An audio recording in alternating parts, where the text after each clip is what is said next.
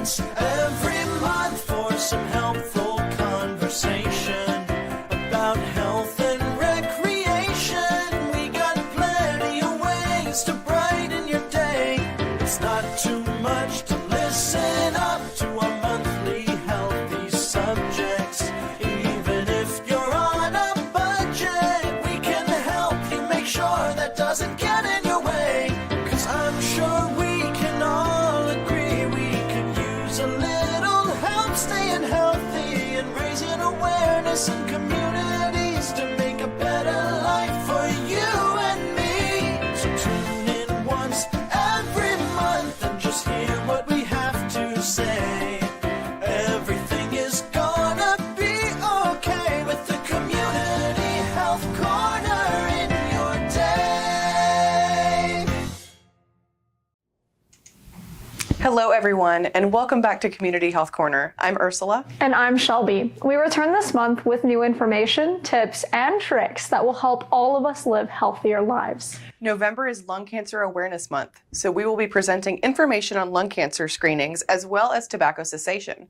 Smoking is the leading cause of lung cancer, but did you know that smoking increases your risk of developing many other cancers as well?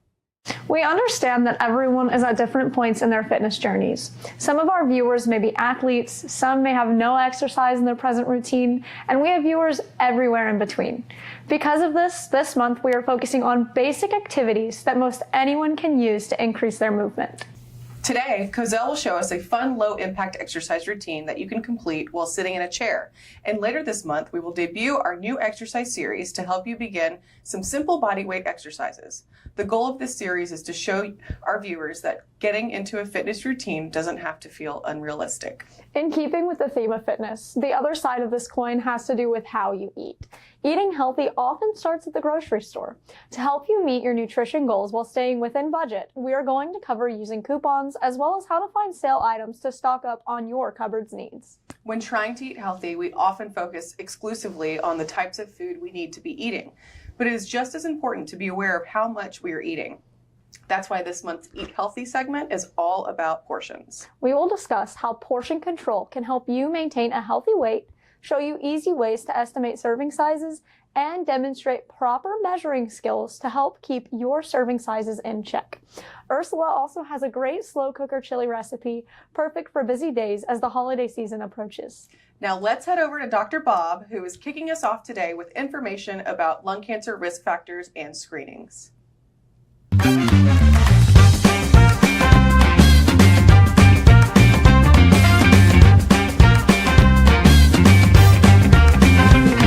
Lung cancer is the leading cause of cancer death in the United States, and second leading cause of death, second only to heart disease. November is Lung Cancer Awareness Month and brings awareness to the ways we can all strive to improve our lung health. Although smoking is the main cause of lung cancer risk also is increased by exposure to secondhand smoke, environmental exposures such as radon, workplace toxins, and air pollution. The risk of lung cancer can be reduced by quitting smoking and by eliminating or reducing exposure to secondhand smoke and environmental and workplace risk factors. Fewer than 1 in 7 lung cancer patients will be diagnosed in the earliest stage, when the disease is most treatable. Screening for lung cancer using a low-dose CT scan can lead to earlier detection of lung cancer and save lives.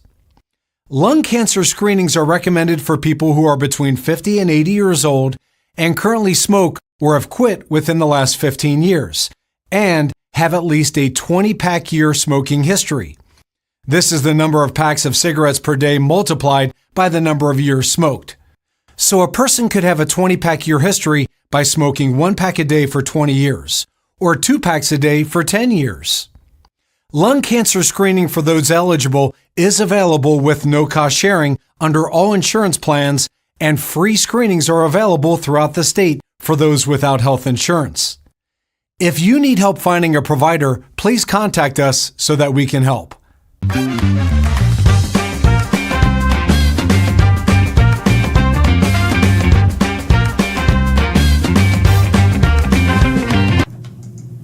Smoking isn't good for you. This is not news to anybody, but why exactly is it bad? Smoking just one cigarette brings more than 5,000 chemical substances in contact with the body's cells. In addition to tooth decay, prolonged smoking damages nerve endings in the nose. Smoking increases the likelihood of infection in the lungs because it damages the cilia, and it causes CO2 concentrations to increase in the bloodstream, depriving your hemoglobin of oxygen, which can lead to overall oxygen deprivation. Therefore, you may feel shortness of breath right after you take a puff.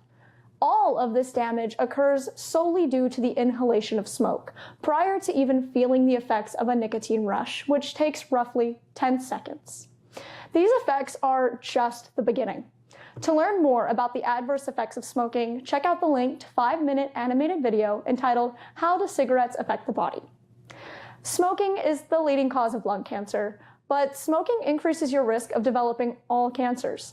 Smoking literally damages your body, and I cannot stress that enough. Quitting smoking is a journey. It's not easy, and I'm not here to tell you that it is. There is never a perfect time to quit. No matter when you do, it's going to be a challenge. You're going to go through withdrawal. I can't sugarcoat that. Withdrawal can last anywhere from several days to weeks as your body flushes out the nicotine it has become so used to having.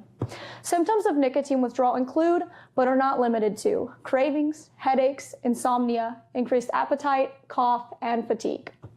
Withdrawal is unavoidable if you want to accomplish becoming a non-smoker.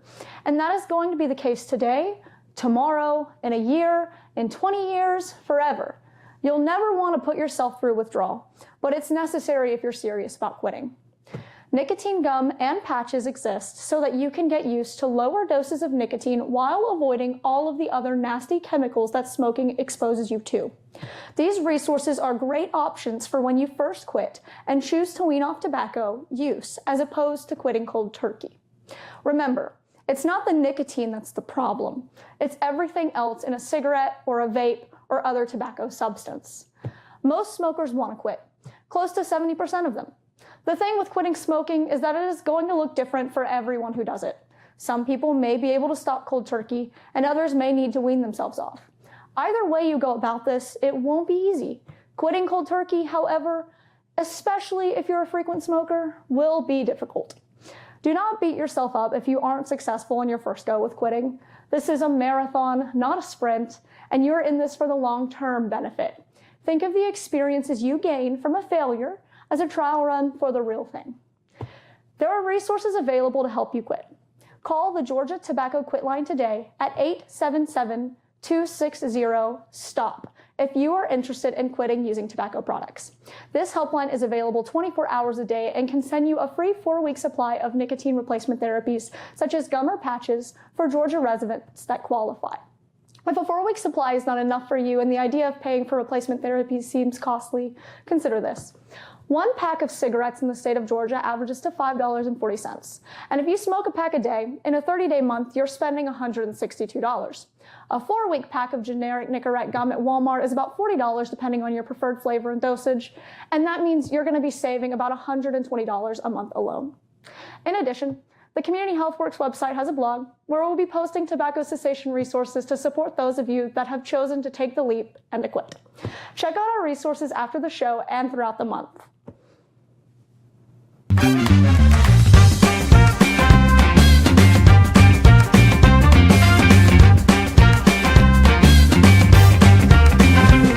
Now we're going to talk about exercise.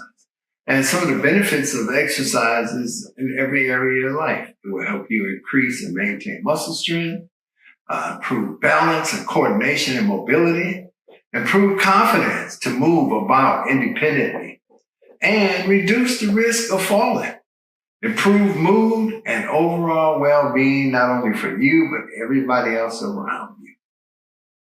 But before we get started, we must start with safety first.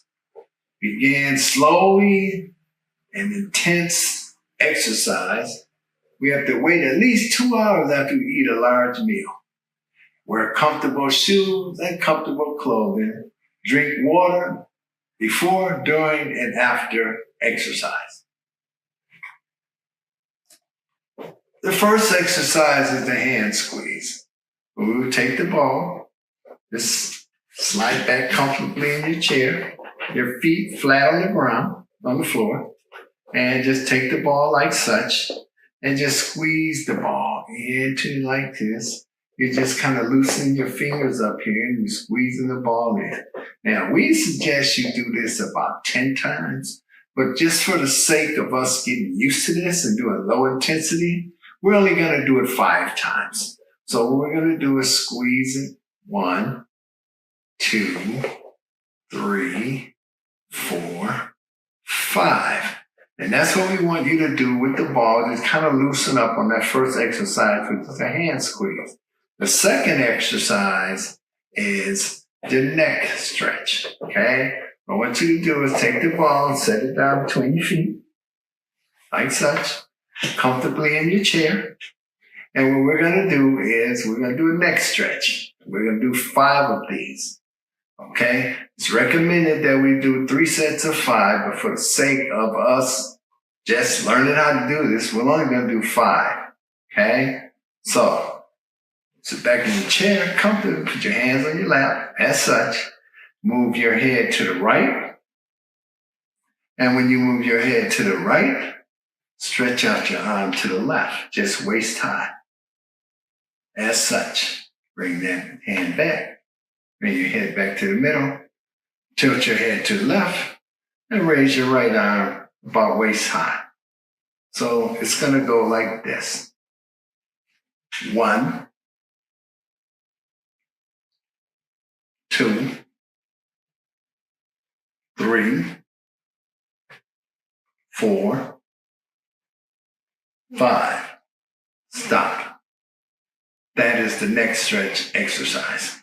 Next exercise, we're going to get the ball and we're going to do something called making sunshine circles. I'm going to make the sun. If you can, lift the ball above your head. And let's just make the sun going one way. Round to the top is 1. Going the other way, round to the top is 2. Going to the right, round to the right, 3. On the other way, round to the left, back to the top is 4. Round to the right, coming back to the top is 5. Now, for those of you who cannot lift your arms above your head, I want you to take the ball as such and just make the sunshine this way. That's 1. And come back the other way. That's 2. So we'll all work together as such, but the main position is above your head. The next exercise is we have to do a safety check to make sure you're not having pain or pressure in your chest, your neck, your shoulders, or your arms. If you're feeling dizzy, have a stomach ache, or you break out in a cold sweat, have muscle cramps, fever, any of that, I want you to stop and just watch. Okay? The next exercise, again, is over your head. And this is called the overhead arm extension. Where you're raising the ball up above your head, and you're taking the ball all the way back to touch your back.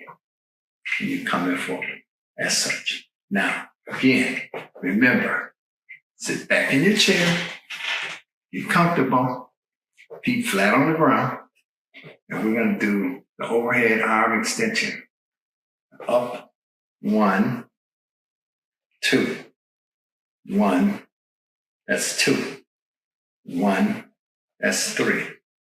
1, that's 4. And 1, that's 5.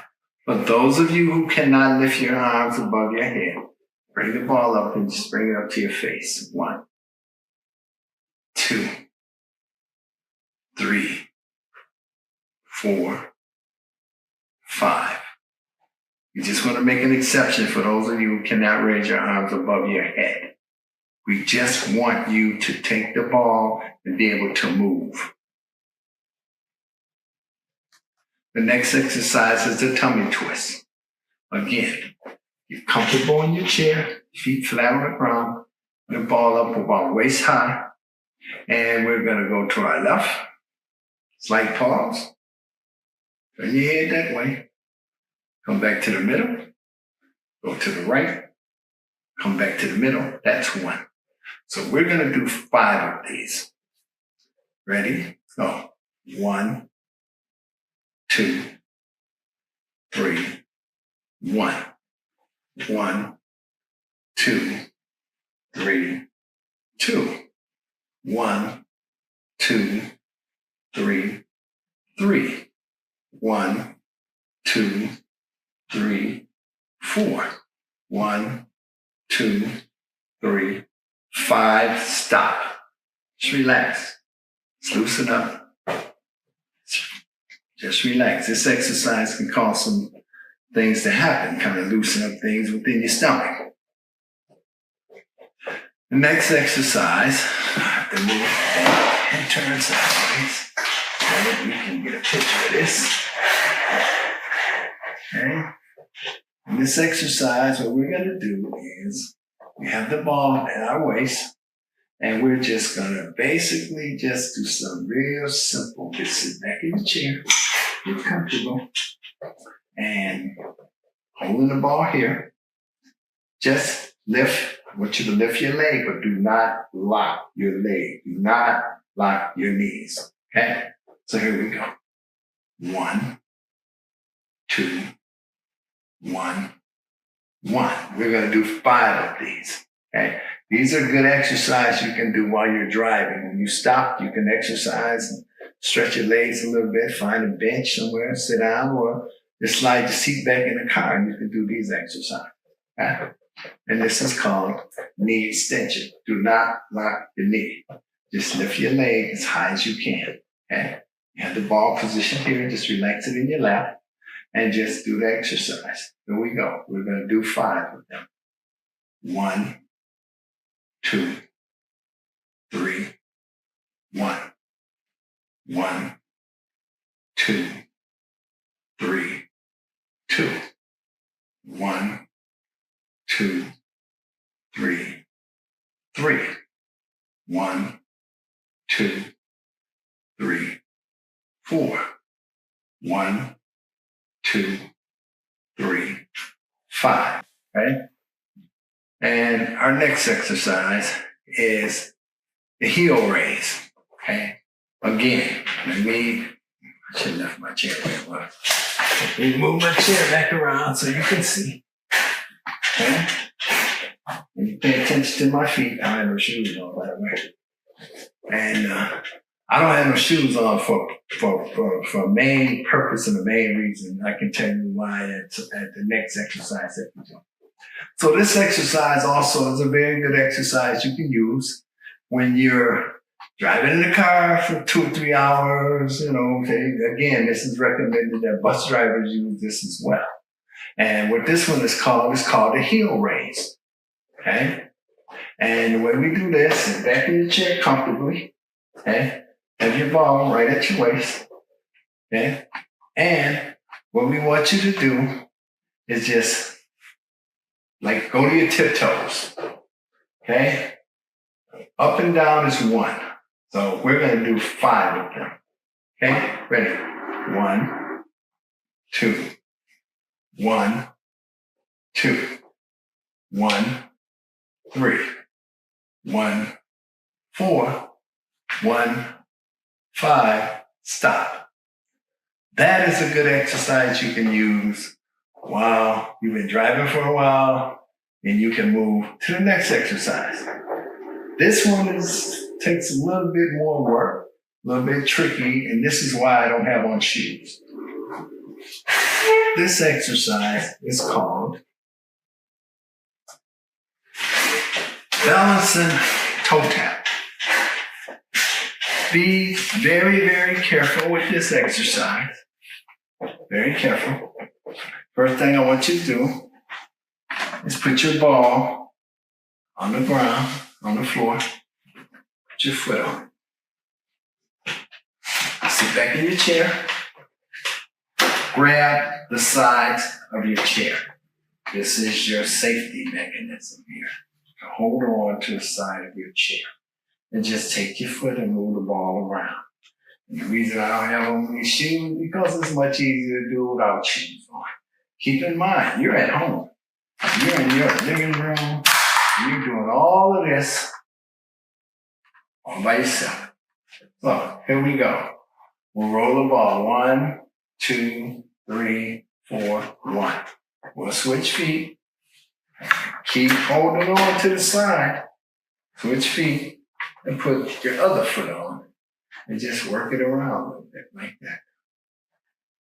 Okay. And just switch feet again. Keep in mind, you must hold on to the sides of your chair.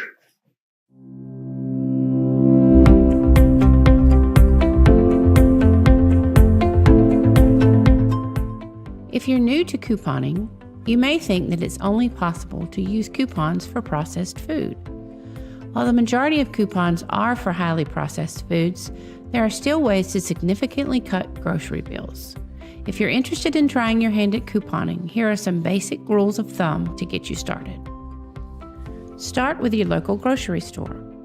These days, every store seems to have a loyalty program, and unfortunately, there really is no way around signing up if you want to access most sales and store coupons. While joining does mean that what you buy will be tracked, the good news is that stores often use that information to send you coupons that you will actually use. It's simple, really. They see what we buy and want us to keep coming back, so they offer coupons that they think we'll use. A lot of these include the store brand items and even produce. Most stores also offer mobile apps that allow you to save these coupons digitally. Check out a general coupon source. The coupons.com website and accompanying mobile app is a great way to gather most mainstream manufacturer coupons. Through their website and app, you can access traditional and cashback coupons. You can then either print your selected coupons or they can be added straight to your linked grocery store loyalty card. Gather brand-specific coupons. Many brands offer coupons for organic and natural foods that you can't find on major sites. Earth's Best baby products, Horizon dairy products, and Newman's Own salad dressings are all brands that offer coupons through their sites. For a longer list, check out our show notes. To get these coupons, you generally do have to sign up for the brand's marketing, but in exchange, you tend to get some really valuable coupons. Know your store's coupon policies. Coupon policies vary quite a bit from store to store, so take the time to find out how coupons can be used at the stores you frequent most. Some grocery stores will double coupons up to 99 cents, and this can make for some great deals. Many stores will allow you to stack a store coupon on top of a manufacturer's coupon for the same item, which can double the savings. Match coupons with sale items. When you get a good coupon, it's tempting to use it right away.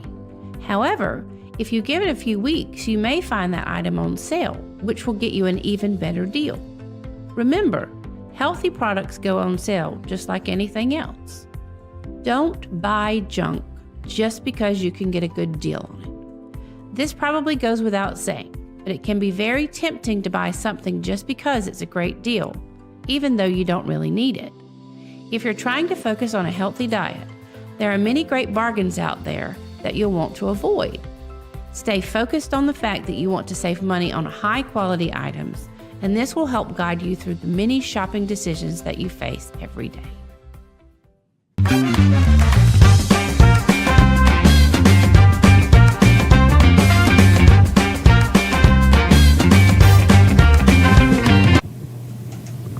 Understanding portion controls and controlling them is key to sticking to a healthy lifestyle.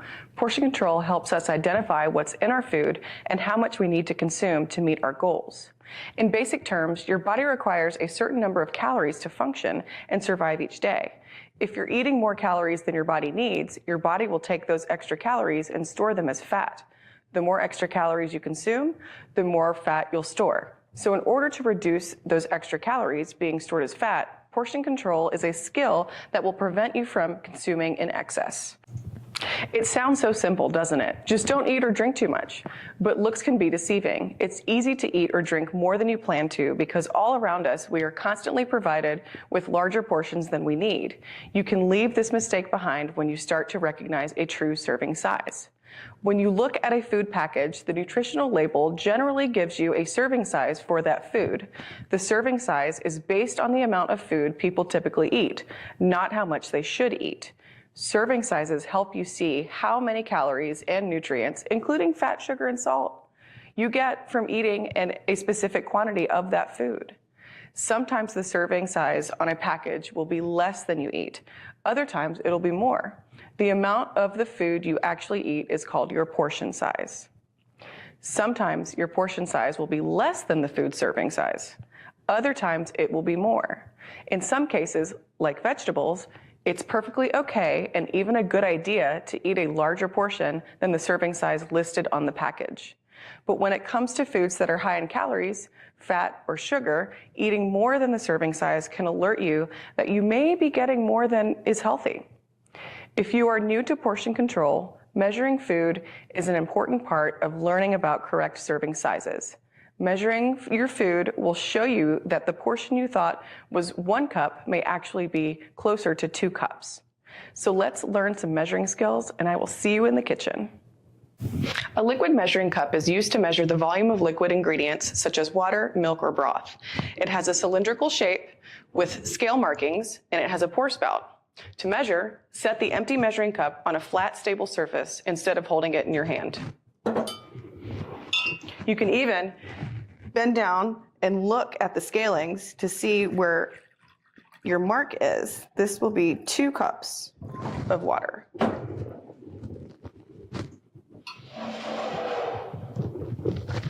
Dry measuring cups have flat tops and long handles and are used to measure dry ingredients, such as sugar, flour, and do not have a pour spout like a liquid measuring cup. Scoop your ingredient into the cup until it heaps over the top, and you can level it off by using your finger or a butter knife.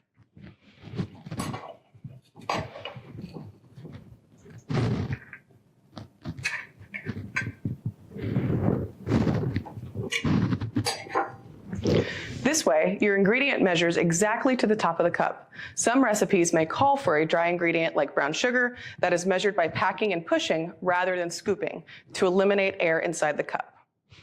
Use measuring spoons to measure small amounts of dry and liquid ingredients. For dry ingredients, scoop or pour the ingredients onto the spoon. Use your finger to level or wipe away any excess above the rim.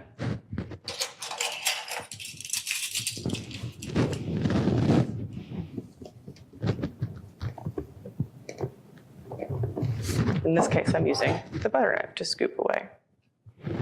Then you have your spoon. For liquid ingredients, hold your spoon straight and steady. Slowly pour the liquid into the spoon until it reaches the top.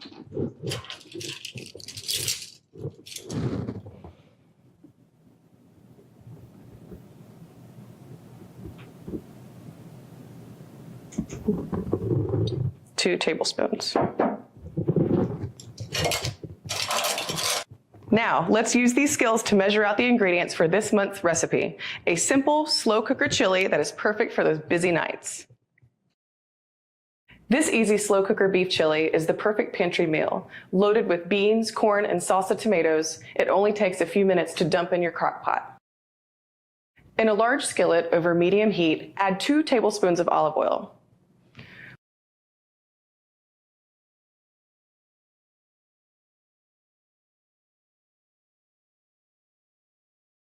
Once the olive oil is glistening, then add 1 large diced onion, 1 diced red bell pepper, 1 diced green bell pepper, 2 medium diced jalapenos. You can leave the seeds in or you can take them out depending on your spice level,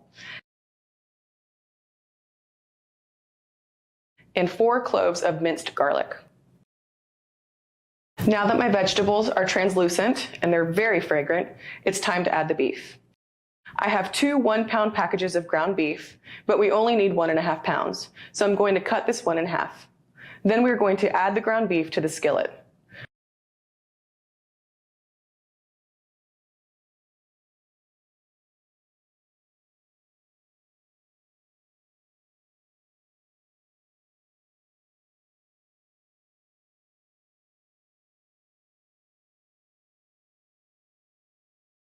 Once I get the beef chopped up and incorporated, we will add in our spices. We have 2 teaspoons of kosher salt, 2 teaspoons of black pepper, 2 teaspoons of ground cayenne pepper, 2 teaspoons of chili powder,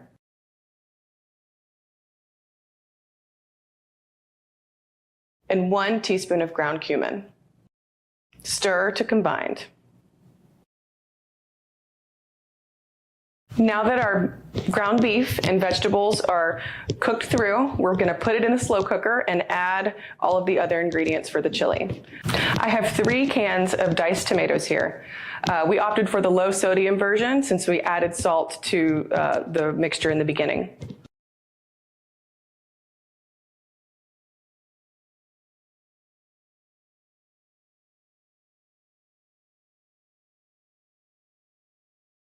Next, I'm going to add a can of black beans, which are drained and rinsed.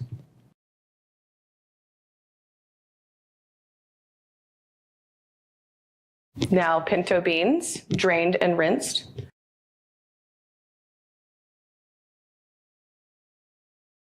One can of kidney beans, drained and rinsed.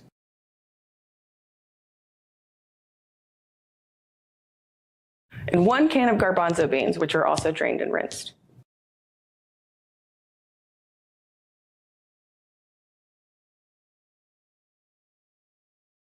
Now I'm going to finish it with a whole kernel corn, which are drained.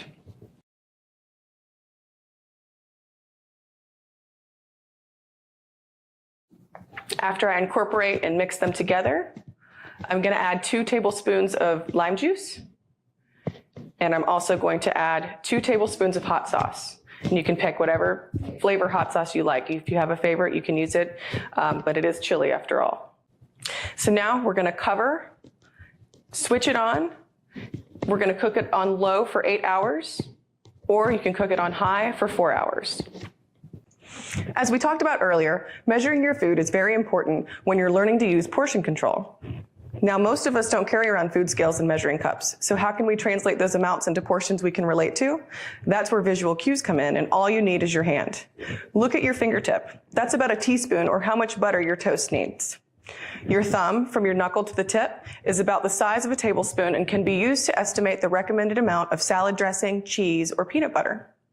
The palm of your hand is about 3 ounces and can be used to estimate the recommended portion of proteins like pork, chicken, beef, and fish.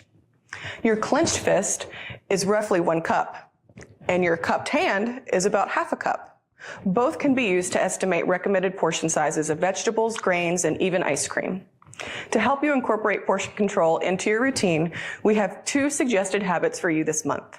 First, eat your meals on a smaller plate so your meal looks larger. A sandwich on a dinner-sized plate looks lost, but on an appetizer plate, it looks downright hefty. Second, if you've cooked enough food for leftovers, go ahead and store those leftovers before you sit down to eat. Having those leftovers already stored will help discourage you from going back for seconds. We covered a lot of ground today. In honor of Lung Cancer Awareness Month, we learned about lung cancer and how to get screened. We also discussed the dangers of smoking and how to get help when you decide to quit. Cozell led us through a great beginner exercise routine to help us improve our flexibility and increase our overall activity. We also learned how to save money while eating healthy by using coupons and chasing sale items. Last but certainly not least, Ursula told us all about portion control, showed us how to properly measure our food, and made us a scrumptious and easy slow cooker chili dish. Remember our habits for this month. Try eating from a smaller plate so that your meals look larger. Plate leftovers from your meals before you eat to avoid second helpings. And be purposefully active for at least 5 minutes each day. Living a healthy life doesn't have to feel daunting.